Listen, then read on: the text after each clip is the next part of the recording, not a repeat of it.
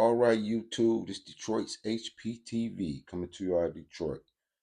It's Tuesday morning, and I took a couple days off, and a lot been going on in the media.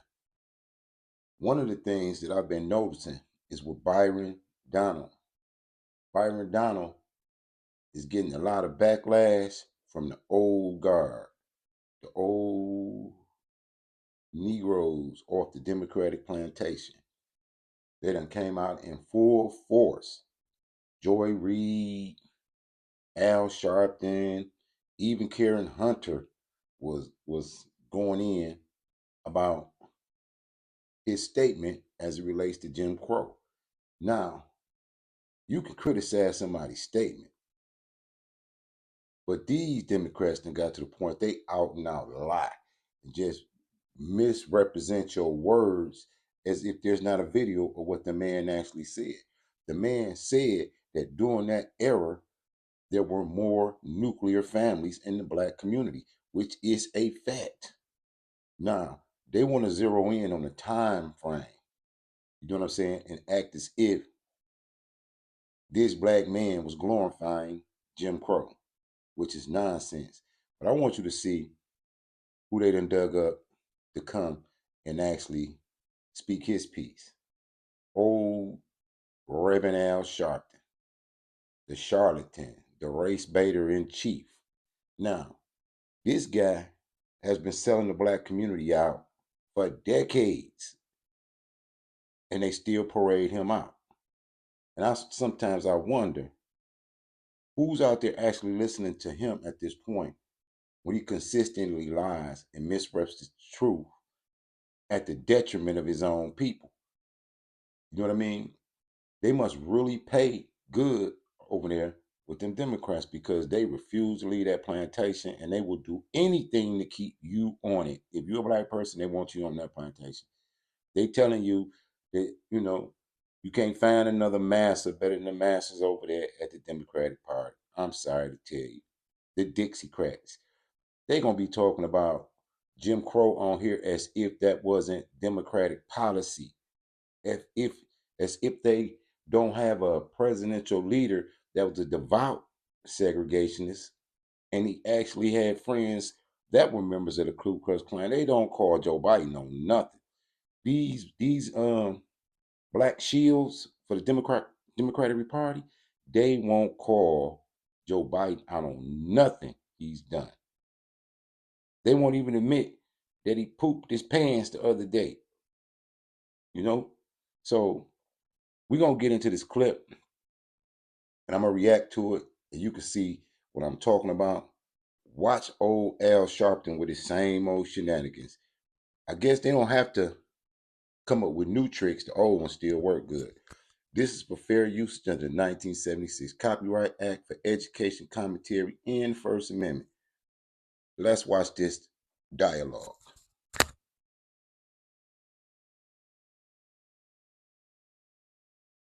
Congressman, welcome to the show. You just heard what Congressman Vesey had to say about your comments. You've also been criticized by House Minority Leader Hakeem Jeffries and the head of the DNC, Jamie Harrison, both of them black. One of them black from Brooklyn, like you were born in Brooklyn. I was born in Brooklyn. Okay, I'm just going to interject right here, right quick. He's saying, and you've been criticized by Hakeem Jeffries and this other black guy, and they, he emphasizes they both black. What does that mean? That their criticism should be more stinging? That he should feel chastised? Man, at this point, you got to look sideways at the Democratic Party and their representatives because they sense of taking a moral high ground, as dirty as they is and as dirty as their politics is ridiculous. I got one critique as it goes against Byron Donald. He's giving Al Sharpton too much respect. At this point, he should be disrespected when he gets disrespectful and he's in the face of another man.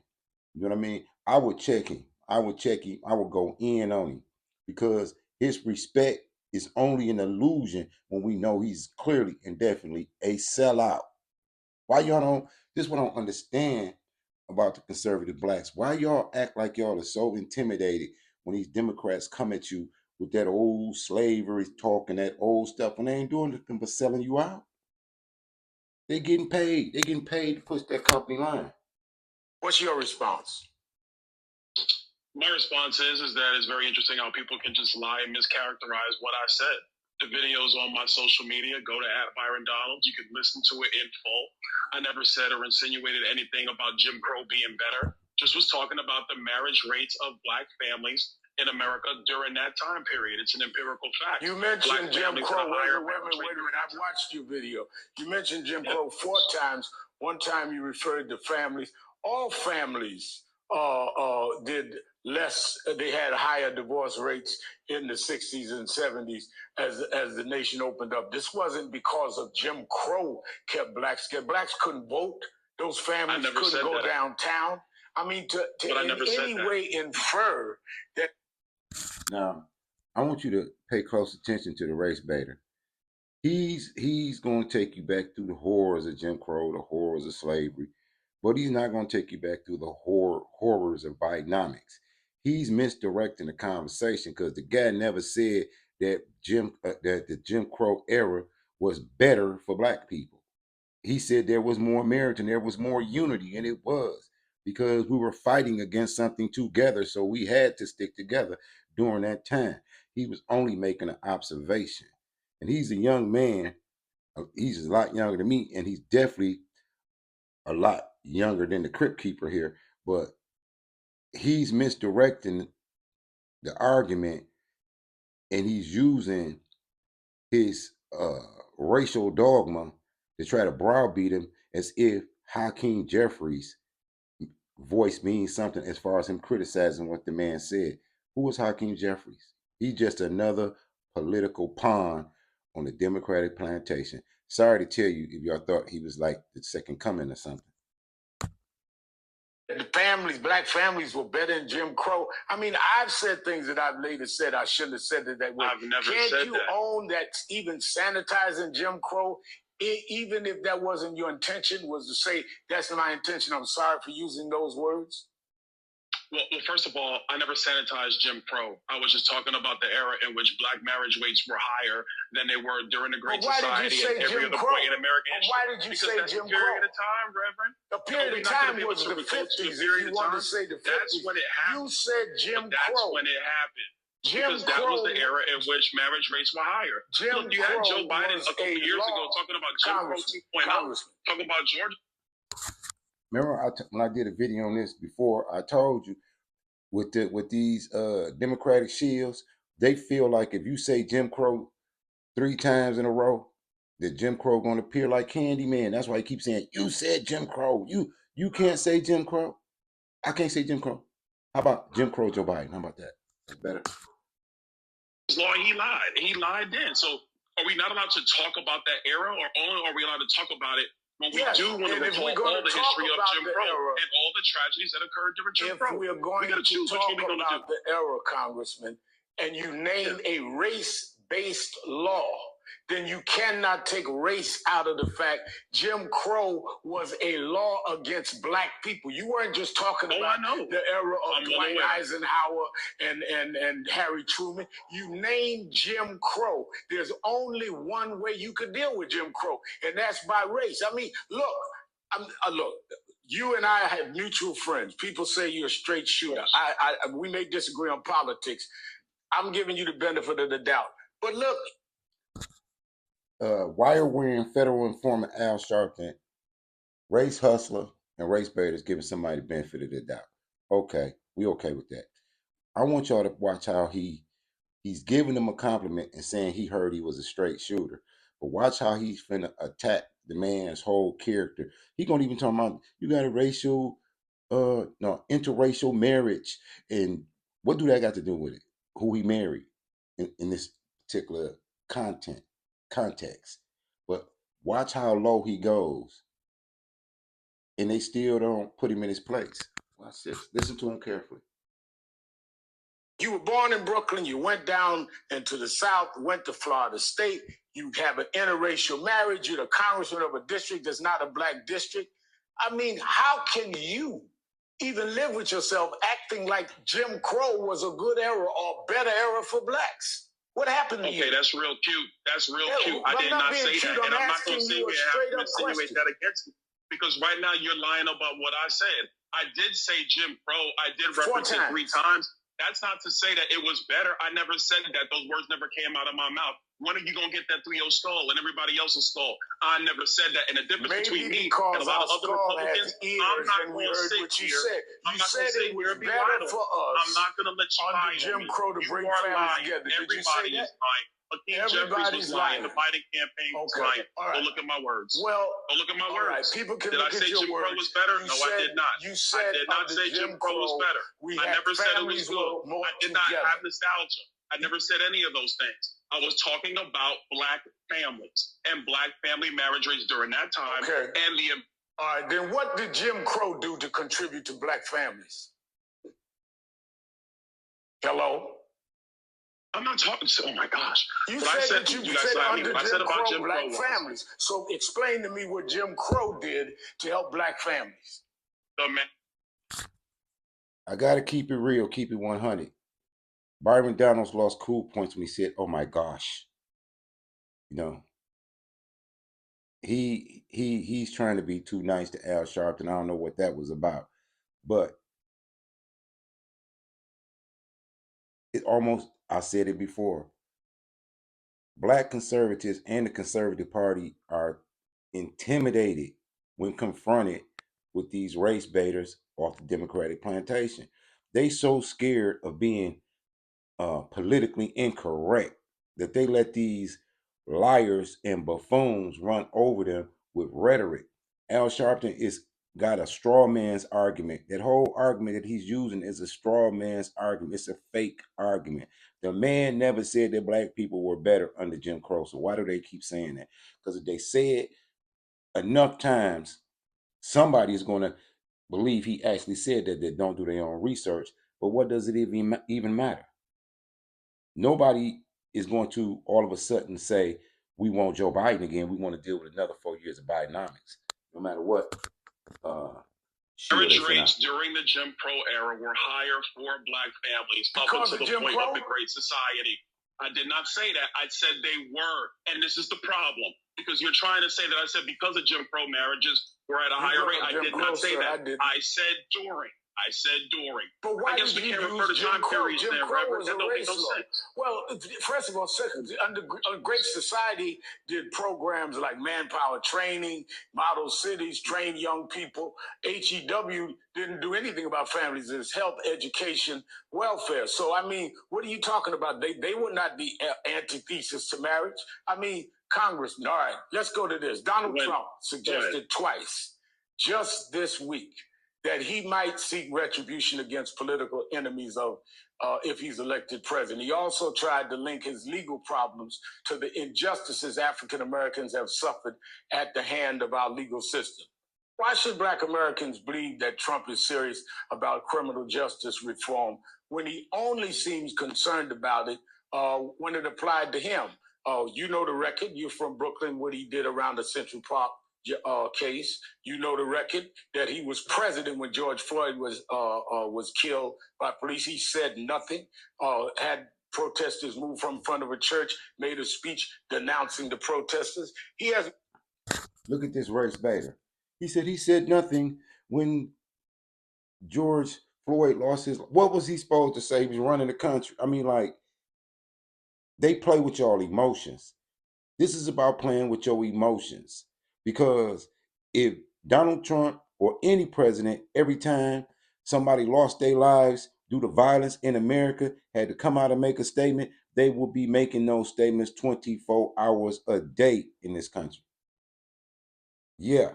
If every time somebody lost their life to violence in this country and the president had to actually come out and address it and say something about it, that's all they would be able to do.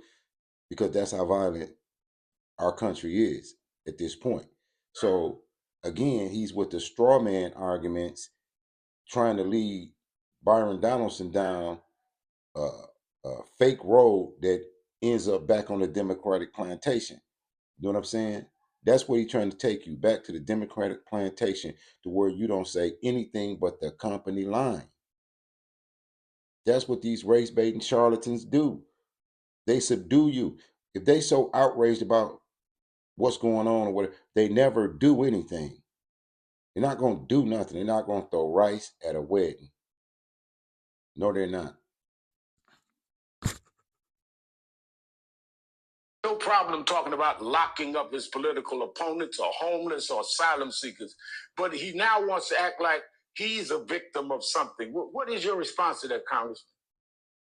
Well, first of all, during the Trump presidency, he also signed into law reforms to criminal justice reform, the first step back, which actually helped get a lot of people released who were imprisoned under the 94 crime bill that was authored by Joe Biden.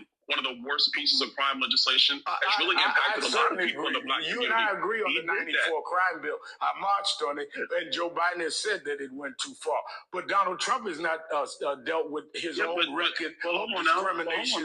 If you're talking about the two candidates, Donald Trump, unlike Biden, who talked about how the crime bill did go too far, Donald Trump has not dealt with his discrimination that he... Are y'all watching this? See, this is what I'm saying about these black conservatives. They sit and they try to use the kind of moral high ground when they're under attack, and it comes off cowardly looking, and it comes off like you don't have no answer to this race baiter. All he's saying is about race. You had him with the 94 crime bill and the drug laws. Why not? Why aren't you talking about Joe Biden since he's talking about Trump? Why are you not saying, what about when Joe Biden said that he didn't want his kids going to school with our kids because it would create racial jungles or the super predators? And if you don't vote for me, you ain't black, and hanging out with Strom Thurmond. Why do you sit there like you're taking a moral high road, like you're going to win a debate against these demon rats and pedocrats like that?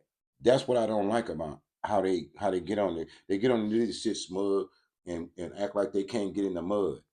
You know what I mean? That's why he gives them the opportunity to attack Donald Trump, because you're not going to sit there and just say anything to Donald Trump and he's not going to say nothing back. You know what I mean? So I think who's ever advising them media wise should tell them, take the gloves off. Take the gloves off with these people. Was sued by the Justice Department and housing, what he did with Central Park 5, what he's done in various race cases, and explained as president what he did with George Floyd. You were in Congress. What did he do with George Floyd? He didn't do anything with George Floyd. What are you talking about? That's exactly right. What did he do against it? He did not do anything. The only thing he said is that riots in America do need to stop. Well, first of all, let's talk about that legislation, because there were actually policing bill. There were two bills that were going through Congress at the time. The bill that could have went through and passed was the one by Senator Tim Scott, and the only difference between that bill and the bill that was being moved by my Democrat colleagues is because my Democrat colleagues wanted to get rid of qualified immunity. Right. That was the only difference in the bill. Local law enforcement universally said, if you get rid of qualified immunity, you're going to have less officers on the streets. And so the Democrats did not want that bill to go forward. I believe Nancy Pelosi was speaker at the time, and that's why that bill could not get through the House. They did not vote for the George Floyd Justice and Policing Act. And did you vote for it, you in Congress? I wasn't in Congress at the time when that occurred, but I will tell you that the reason I was not in Congress, I got in 2020. Did you? No, because that bill would have got rid of qualified immunity. And getting rid of qualified immunity would have mean left.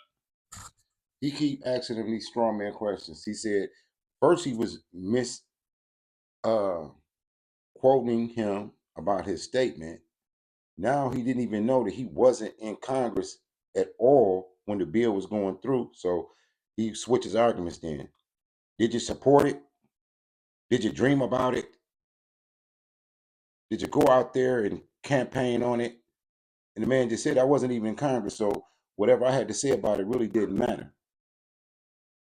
That's what I would say. Now let's get back to Biden. That's what I just told him. Officers on the street, which is bad for public safety. So if the only way you would have supported a bill to hold police accountable is if police would not be individually accountable? Is that what you're saying? Yeah, because if you put most police officers make $60,000 to $70,000 a year. If they are not individually liable in civil court, in case you don't know, I'm explaining what they're talking about with immunity. What he's saying is they didn't want to pass a bill that would take immunity away from police officers and people in the judicial system, because that means they will be held liable every time they went to work, and they don't make nothing but about 60,000, or maybe anywhere from 45 to 60,000. So they're gonna be held accountable for everything that happens on that 8-hour shift, and they will be liable for what goes wrong, which means they could be sued in perpetuity as an individual. Who would go to work with that job knowing that you're responsible for everything that's going on with other people and what can go wrong during that day? That's not an incentive. You got to say you're gonna give me some type of immunity if something goes wrong or something happens to me. So that's their debate on it. And he, Byron Donalds, he won't get to the meat of stuff. So I don't know. I don't think he'll make a good VP. how many people are going to sign up to be police officers? With all the millions of encounters they go through every single year, people aren't going to do that. That's not my words. That's the words of officers I talk to. Maybe if they knew First they of all, were liable, the vast majority of officers do not do that. The vast majority of officers are good public servants. They serve our communities every single day. You know this, Al. Majority of people, congressmen, don't commit crimes, but that doesn't mean we don't need laws. Let me go to this one. But qualified immunity is a bad solution. It would not have been good. It would have not been good. And Donald Trump opposed it and did not come with any police reform at all.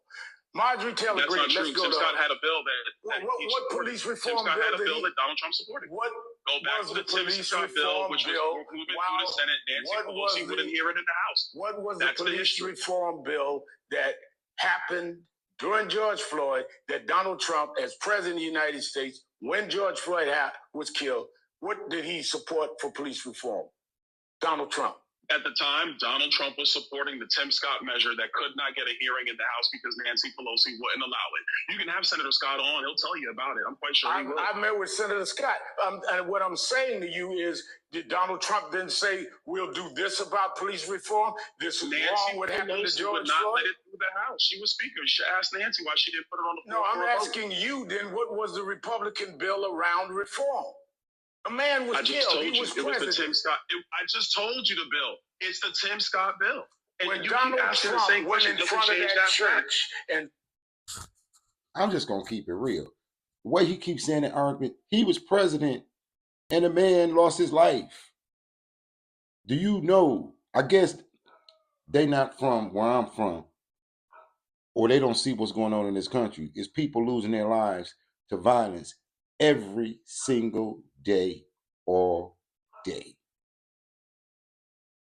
So if every time that happens, somebody come out and say something, what's that's going to change? They was running around talking about defund the police. Why Byron Donalds ain't saying that? Y'all was on the other side of the aisle talking about defund the police. Choose a struggle. You want a crime bill, but you want to defund the police. So you get a crime bill. Who going to enforce the crime bill because you done defunded the police? Make it make sense. Stood up there with the Bible. He did not tout any reform bill at all. End of story. And you and I both know that. I'm sorry. So the only bills that matter, the only bills that matter are the ones that actually have a name that a president cites, not the actual legislation that's moving through Congress. He could have named the bill. He was president of the United States. You already know that's a ridiculous standard. Well, then why didn't Tim Scott's bill? If Tim Scott's was the bill, then why didn't the president come out and call on the Congress and the country to rally around that bill? He said nothing. You know it, and I know it. First of all, I don't know. Donald Trump talks a lot. You should ask him that question. I will tell you that Nancy Pelosi did not let that bill come up in the House. She was Speaker. Ask her.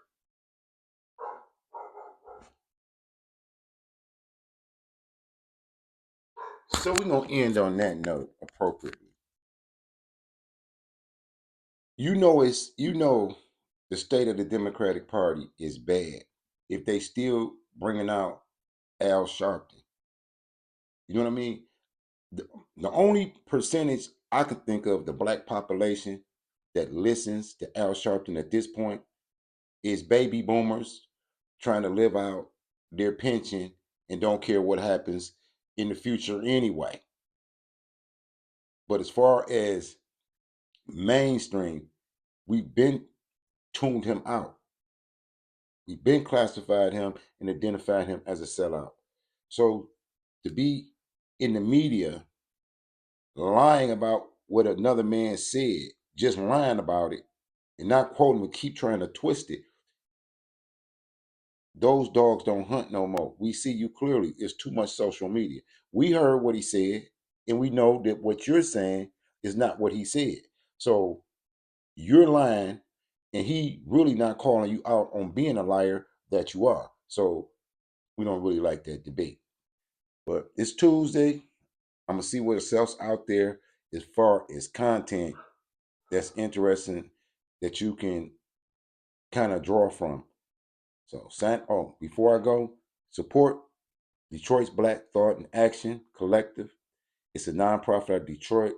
The Cash App is in the channel description, and it's about changing the narrative, and it's about the Black nuclear family. Without the rhetoric, without uh, the all show and no work. So, signing to you out of Detroit. Keep your head on the swivel as always. Salute to all the patriots. Peace. Like, share, and subscribe.